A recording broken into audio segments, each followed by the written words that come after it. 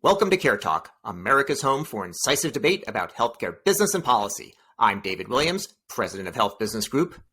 And I'm John Driscoll, the CEO of CareCentrix. David, what important topic do we have in front of us today?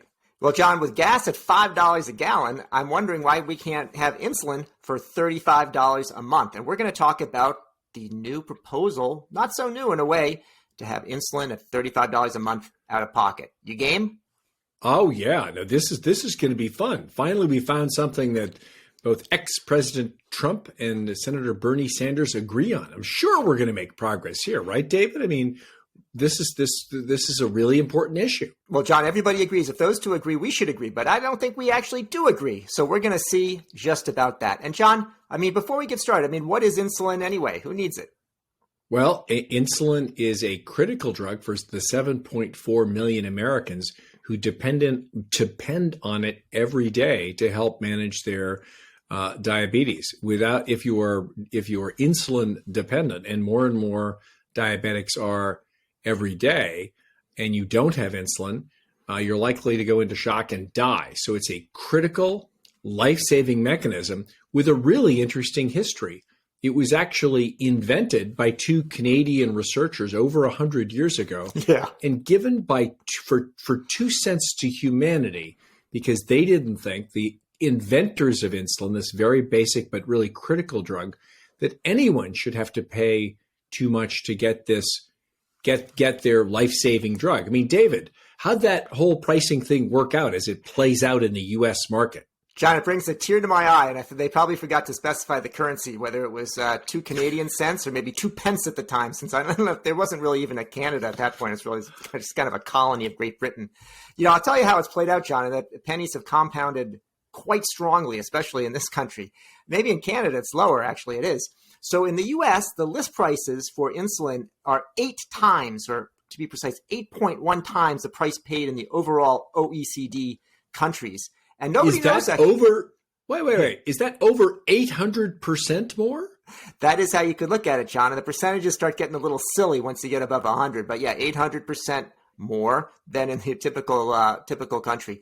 And nobody really knows. I mean, that's a list price. So nobody knows what the actual price is. And the Rand Corporation did a study for US HHS, and they guessed, well, maybe it's half the price is the real price, but they don't know. But they found that something like 30% of the insulin is used in the U.S., but it's like 84% of global sales. So something is amiss. But just let's think about this. Even if the list price, which is, as you said, 8 times what the basic price is and not just any country, David. These are the OECD industrialized country. So you're paying 1/8 of list price in London or Paris than you would pay in Boston or San Francisco, which is sort of crazy. And even if that list price is only 4 times as much, which is how you translate that Rand study, it's still pretty insanely high. Yeah, well, it is, John. And it's not just high, but it's actually gone up a lot. Did you know that the price went up by about 15 to 17% per year? This was in the 2012 to 2016 timeframe when it was being measured, and the out-of-pocket costs have gone up at least 10% per year as well. So it's not just that it was high to start with; it's just been going up and up and up, John.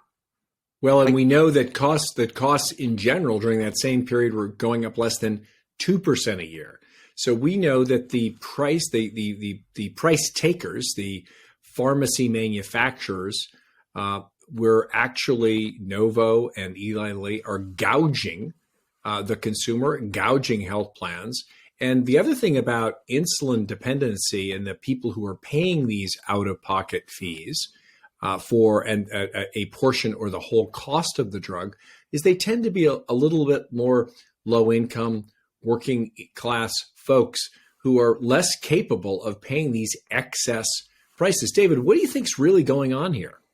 Well, John, I'll tell you what's happening from a political standpoint is you got a bunch of people dependent on insulin to stay alive. They need it every day and have out-of-pocket costs, $500, $600 a month, which is more than a lot of people pay for rent. And people have seized on this and said, actually, let's actually tackle this one issue in drug pricing. And let's say $35 a month. Now, that's a reasonable amount for insulin. And let's actually put that in place. So there's the movement for $35 insulin has begun, John. That was your buddy Donald Trump, and then I think President Biden has now grabbed the mantle. I believe the President Trump proposal was just for the Medicare Part D program, a federally regulated program. And but Biden, I believe, wants to apply it to all commercial plans as well. David, how could anyone disagree that capping the excess costs and margin here and stopping this price gouging and making it affordable, who could disagree with that?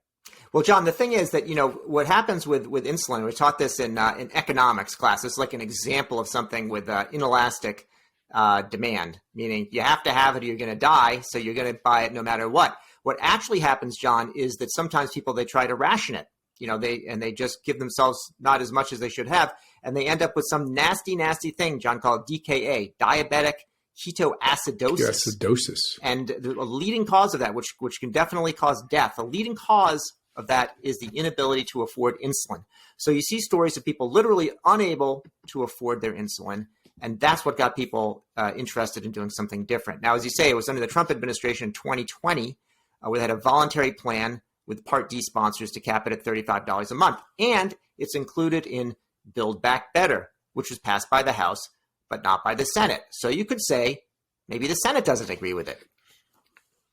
But we know better. We know that Republicans have been chirping about excess drug pharmacy costs, and the Democrats have been responding that they also think that prescription drug costs are too high.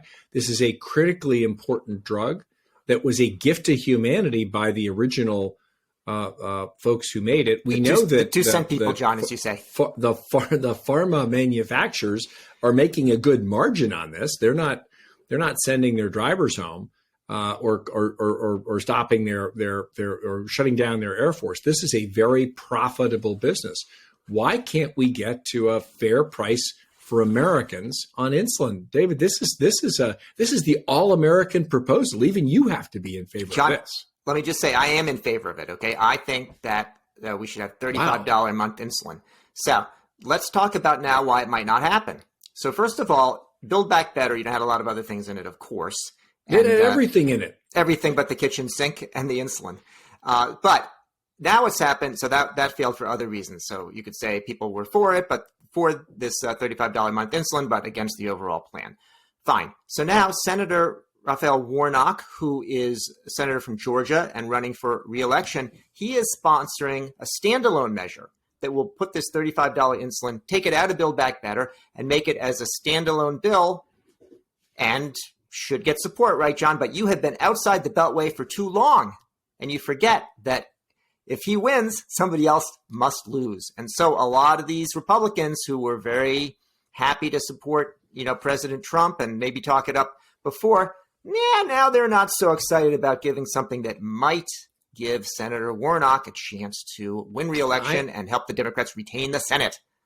I think you are being unduly cynical, David. How could these same senators who supported a nearly identical proposal for Medicare, be against it in the commercial market? I think this is going to be a really tough vote for Republicans to oppose. I mean, there is uniform support in the Democratic Party for government regulating and negotiating drug prices. And there is increasing support on the Republican Party because the rank and file of America knows that prescription drugs cost too much and the price is going up well ahead of inflation. And it's not just these hugely novel, extraordinary biologics like the cancer curing medicines, the CAR-Ts that are expensive. And we know those, or the orphan drug costs that are really slowing and reversing genetic heritable diseases like cystic fibrosis. Average chemical compounds, boring things that are off patent and on patent, those prices are still going up. Yep. Because pharma companies can continue to increase prices, and everybody in the pharma supply chain makes more money. This is crippling for those diabetics who are, kind of trying to self-ration their drugs based on what it costs as opposed to what they need. It doesn't make sense. I think this is going to be a tough vote for Republicans, and I actually have some I don't think anybody, you may say they may not want to give Reverend Senator Warnock a win on this one, but I don't know whether they want to have people running against him saying that they're for higher insulin prices and for higher prescription drug prices. If the Republicans are in control of the Senate, they just wouldn't bring this to the floor for a vote, so they wouldn't have to worry about it. But the Democrats control the agenda, and they will bring it to the floor, I believe. Now, this will need 60 votes because it's not part of reconciliation. And I think you put your finger on what the problem is, why it may not pass, which is that, yeah, it's hard to be against the $35 a month insulin, but it's also then starts to raise the question of, well, wait, if insulin is $35 a month, what about all these other things that are hundreds or thousands of dollars a month out of pocket and are much more expensive, by the way, in the U.S. than elsewhere? Why can't those be less expensive? Don't you?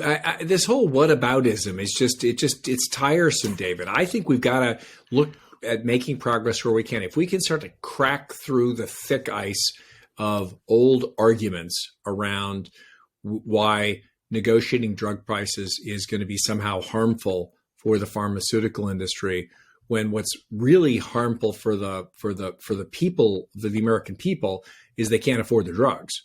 I think you might start to see some melting around the edges and some more reasonable approaches to allowing our government to negotiate prices, particularly around these standard chemical compounds.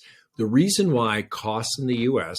are rising faster than the rest of the world, rising at drug costs, a multiple of inflation, and in the case of insulin are 4 times as expensive in Boston as they are in Belgium, is because we do not allow our government to negotiate prices. And I think I'm hoping actually that this is one which will get the 60 votes and we'll start to make some progress on something that's really an essential pocketbook issue for many Americans, particularly at a time of high inflation.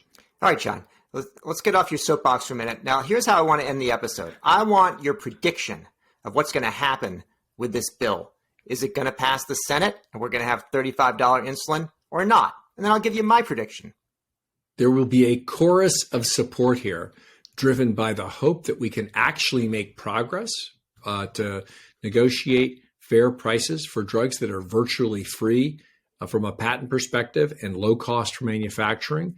And I am highly optimistic that it will reach the 60 votes. And I don't accept the cynical arguments just because it hasn't happened. It won't happen. It's time. John, I think there's going to be a flurry of behind the scenes lobbying by those who oppose not just this, but broader drug price reform, and that it will in fact fail and we will not have $35 insulin, but we might have $35 a gallon gasoline, more likely. If your fat cat friends in their Gucci loafers try to shut this one down with this whataboutism, if we get a fair price for one drug, maybe it'll require us to think about fair prices for others. If that's why this fails, I think that what's going to happen is much bigger reforms, much faster to regulate and negotiate all prices. This is one where your fat cat friends ought to be supporting sensible legislation here. Well, John, I feel like I got a bonus there because I asked for one prediction and I got 2. So I think that's a great place to wrap things up and say that's it for yet another episode of CareTalk. I'm David Williams, president of Health Business Group. And I'm John Driscoll, the CEO of CareCentrix. If you liked what you heard or you didn't, please subscribe on your favorite service.